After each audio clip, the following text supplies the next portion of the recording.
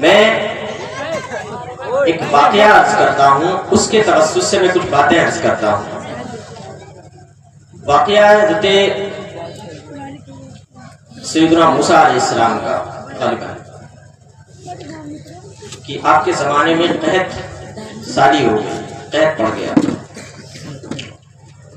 آپ جو ہے دعا کے لیے لوگوں کا مجمع آپ نے اکٹھا کیا اور کافی سارے لوگ جمع ہو گئے دعا کی بارش کے لیے کہ بارش ہو جائے۔ بارش نہیں ہوئی۔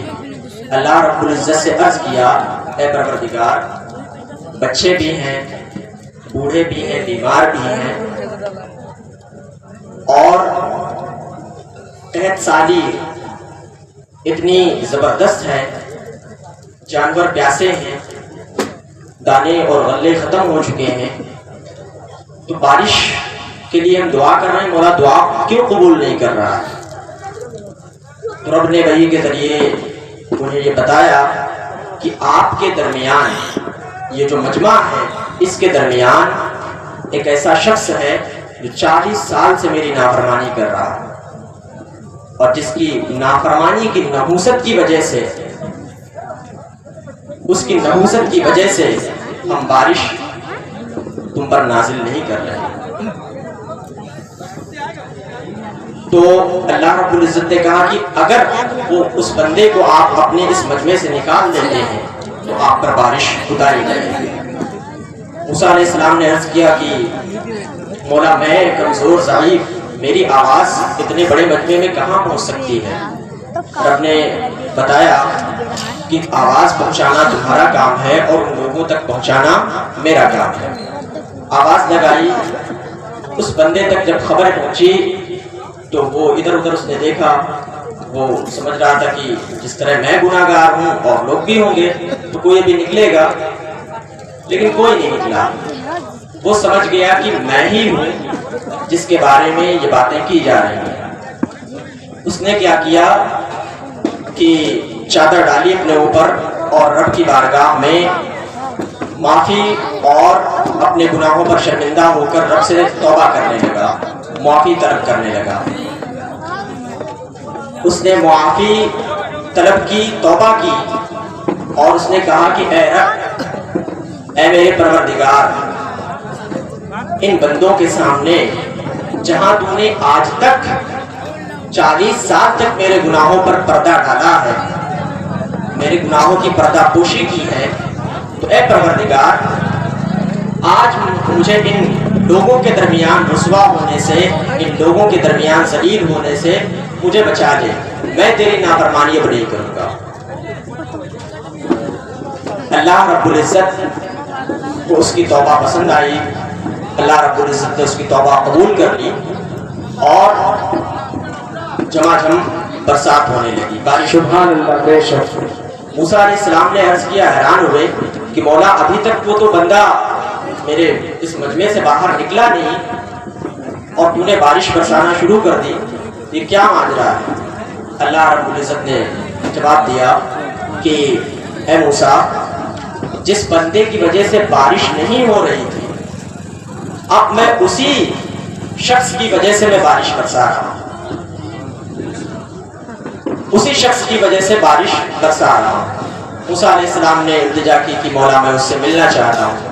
رب نے کہا کہ نہیں موسیٰ، تم نہیں مل سکتے، کیونکہ اگر آپ ملو گے تو آپ کو پتا چل جائے گا کہ یہی بندہ تھا جو 40 سال سے میری نافرمانی کر رہا تھا۔ کتنا کریم ہے رب، کتنا رحیم ہے رب۔ 40 سال سے اس نے مسلسل رب کی نافرمانی کی، رب کی نافرمانی میں اپنے 40 سال زندگی گزار دی اس نے، لیکن اللہ رب العزت نے ایک مرتبہ صرف اس نے توبہ کی، رب کی بارگاہ میں رجوع کیا، لوٹ کر آیا، رب کی بارگاہ میں رجوع کیا اور دل سے توبہ کی، اے پروردگار مجھے ان لوگوں کے درمیان ذلیل اور خوار ہونے سے بچا دے، بولا میں اب تیری نافرمانی نہیں کروں گا۔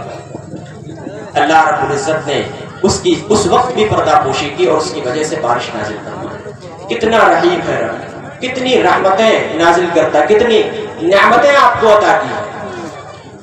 آپ نافرمانیاں کرتے ہیں، ہم سب نافرمانیاں کرتے ہیں رب کے، گناہ کرتے ہیں، دن رات ہمارے گناہوں میں ڈوبے ہوئے ہیں، مسلسل ہم گناہوں میں ملوث ہیں، کیا اللہ رب العزت نے ہمارا کھانا روک لیا؟ رزق دینے والی ذات کس کی ہے بتائیے؟ رزق دینے والی ذات کس کی ہے؟ رب کی ہے نا، بولیے نا، رزق دینے والی ذات رب کی ہے۔ کھانا کون کھلاتا ہے؟ رب کھلاتا ہے۔ پلاتا کون ہے؟ رب پلاتا ہے۔ ہماری بلاؤں سے حفاظت کون کرتا ہے؟ اگر اللہ رب العزت ہماری حفاظت نہ فرمائے تو ہم شیورٹی نہیں دے سکتے کہ ہم ایک قدم بھی بڑھا سکیں اور ہم ہلاک ہو جائیں۔ اللہ رب العزت ہماری حفاظت کرتا ہے، ہمارے ہاتھ سلامت ہیں، ہماری آنکھیں سلامت ہیں، کتنی قیمتی ہیں، کہ اس کا کوئی نعم البدل ہے؟ آپ کی آنکھیں خراب ہو جائیں کہ آنکھیں آپ کی دوبارہ آپریشن کے ذریعے لگائی جا سکتی ہیں؟ نہیں، there is no operation price، آنکھوں کے لیے کوئی آپریشن نہیں کہ آپ کی آنکھیں جو ہے دوبارہ لگا دی جائیں۔ تو اس طرح کے اور بہت سارے اعضاء، اگر ایک ایک عضو کی آپ قیمت دیکھیں، آپ قیمت نہیں لگا سکتے۔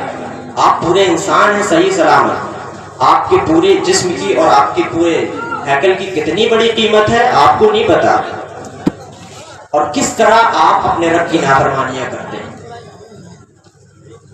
دن رات آپ کے گناہوں میں ملوث ہیں۔ ذرا سوچا کریں، کبھی تو تنہائی میں رہ کر ایک مرتبہ غور کریں، جس نے مجھے پیدا کیا ہے، مجھے بڑا کیا ہے، اس لیول پر پہنچایا ہے، مجھے رزق دے رہا ہے، میرے اہل و عیال کو رزق دے رہا ہے، میں ہنستا کھیلتا، میرے بچے، میرا پریوار ہنستا کھیلتا ہے، میں کھاتا پیتا، پھر بھی رب کی نافرمانی اور نافرمانی فرائض کو آپ ترک کر رہے ہیں، نمازیں ترک کر رہے ہیں، روزے ترک کر رہے ہیں، یہ تو ترک ہی کر رہے ہیں، اس کے علاوہ اور جو گناہ ہیں ان کاموں میں آپ باقاعدہ ملوث ہیں۔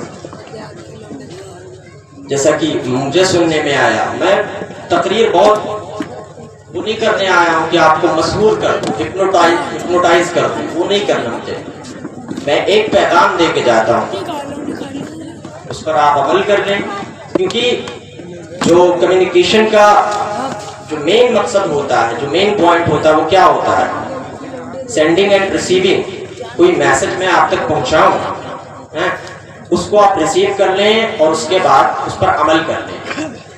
ہر جو ہے تقریر کا ایک سی ٹی اے ہوتا ہے، سی ٹی اے کا means call to action.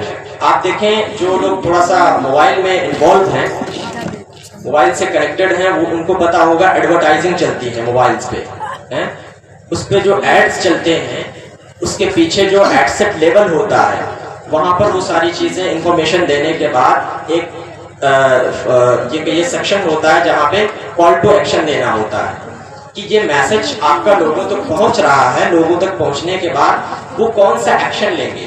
For example وہاں پر یا تو آپ واٹس ایپ کا بٹن ایڈ کر سکتے ہیں، یا آپ اپنی ویب سائٹ کا وہ دے سکتے ہیں کہ ویب سائٹ پہ وہ لینڈ کرے جا کے، تو اس طرح کا کال ٹو ایکشن ہوتا ہے۔ تو جو تقریر ہوتی ہے، جو خطابت ہوتی ہے، اس میں بھی کوئی نہ کوئی کال ٹو ایکشن ہوتا ہے۔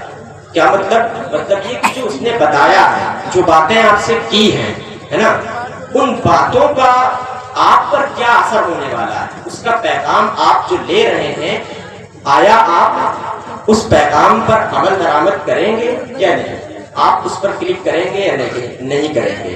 تو یہ کال ٹو ایکشن ہوتا ہے۔ تو میری تقریر کا بھی ایک کال ٹو ایکشن ہے، وہ کیا ہے؟ وہ یہ ہے کہ